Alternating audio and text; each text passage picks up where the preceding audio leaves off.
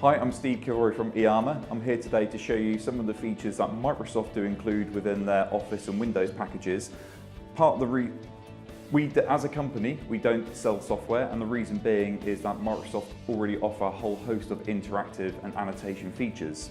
So what I'm going to be showing you today is based around Office 365 and Windows 10. However, many of these features still exist in older versions of Office, and some of the features are also available in Windows 7.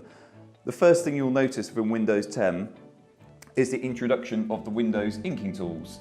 So this is a great feature which enables you to open an interactive whiteboard style application and actually start annotating on the screen straight off with a selection of pens, pencil tools, highlighters, and some nice little utilities such as a protractor. All this content we can use to brainstorm ideas, present lessons to students, present content to people, and once we've created our ideas, we can then save that, we can share that, and we can actually email that directly to recipients, which could be your meeting room or your meeting attendees or your class, directly via email, or even export this to a number of different applications.